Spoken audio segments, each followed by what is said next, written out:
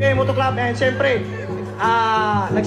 nagpapasalamat ako sa Mavs Phenomenal araw-araw yun, and Babad na babad si Poy Poy ah. It means nakukuha niya na yung kumpiyansa niya, at saka yung kumpiyansa ng teammates niya, kumpiyansa ng coach niya sa kanya.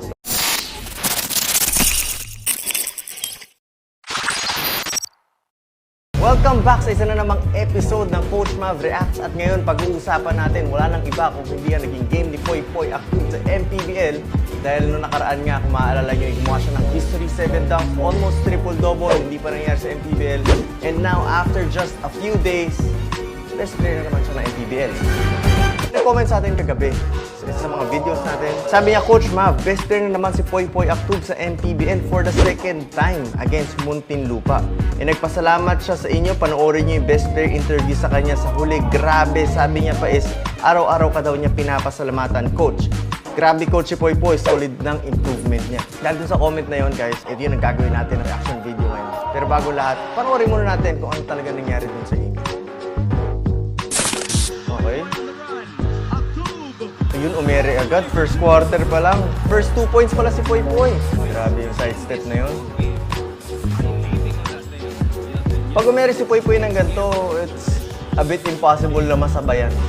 Very, very few players lang yung nakita ko na nakasabay kay Poy Poy pag umere na siya. Merong iba, syempre, dahil hindi naman lang si Poy Poy mataas tumalon. Pero very few.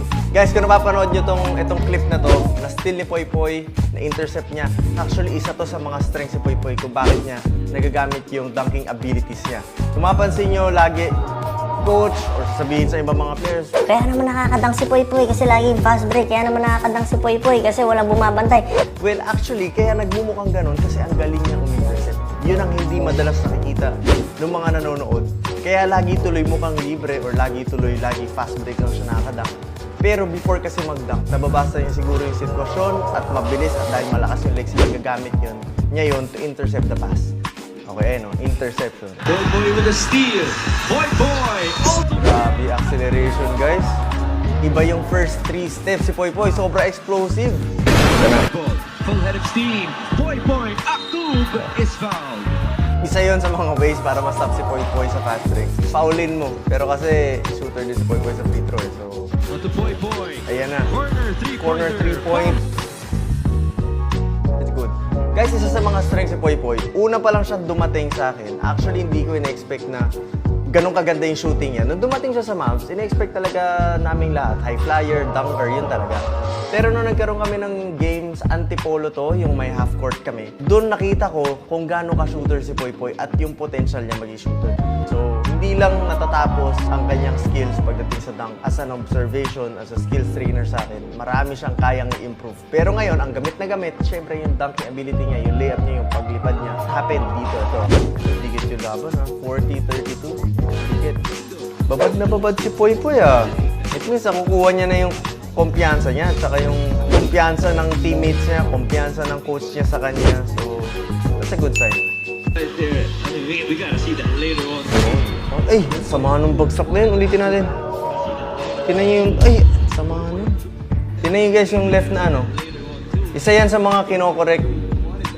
Dapat yung landing. Which is, yun, nabangga naman talaga siya. Pero, syempre, puhunan ni Poy Poy yung legs niya eh.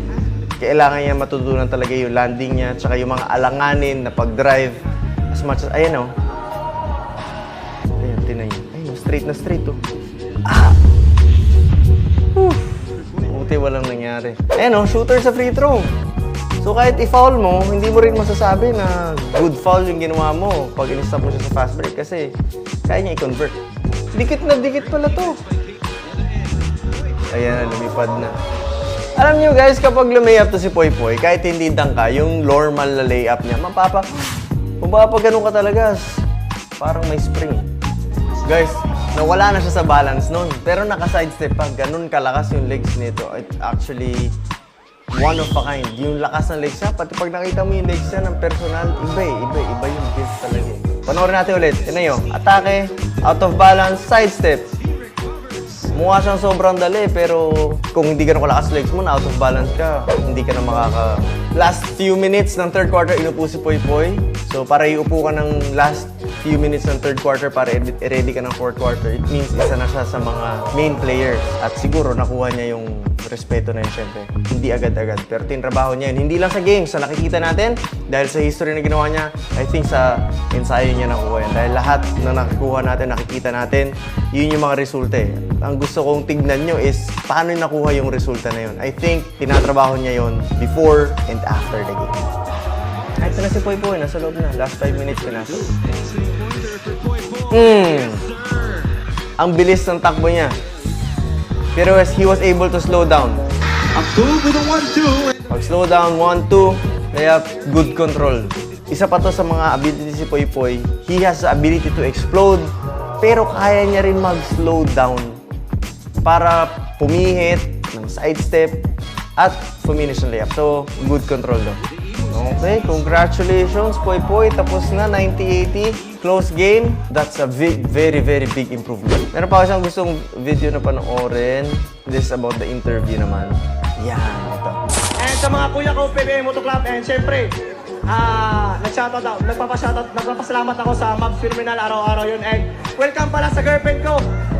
Welcome to Philippines! Maraming salamat here. From the current Welcome to player, Poy Poy Aktub, and this player of the game is brought to you by OkBet, the official partner. Anyway, guys. Natapos na natin yung video ni Poy Poy and sobrang ganda ng pinapakita ni Poy Poy. Kita naman natin, yung mga nagsasabi na nagpapakita lang siya ng magandang laro kapag tambakan or kapag hindi competitive. Guys, this video is one of the videos na hindi nyo pwedeng sabihin yun kasi dikit, maganda yung laban, competitive, bumababa ng 1 point yung lamang. Pero babad na babad si Poy Poy, being the best player dun sa game na yon. And I think he is more ready para dun sa mga next games. And I think na-utilize na talaga ng team ng Imus yung strength si Poy Poy. So, one game can really change your career. And I think the game that Poy Poy had a few days ago, he made history. I think that's one of the games that will change his career forever. Yun lang, importante lang tuloy-tuloy and nakakatuwa na mapanood yung ganitong klase. It's not about the dunks dito sa game na to. It's about being efficient. Kung paano niya i-finish, kung paano niyang hindi pilitin yung bawat possession na dati nangyari sa kanya. Kung paano niyang, alam mo yun, make an extra pass. May mga konting adjustments pa pero way, way better than he was before. So, yun yung atin masasabi sa game ni Poy Poy. Best player again. And, guys, kung meron pa kayong mga susunod na videos gusto nyong ma-react natin, gawa natin ng reaction video, guys, send nyo lang sa akin, comment nyo sa baba, or itag nyo ako at gamitin ang hashtag CoachMavReact.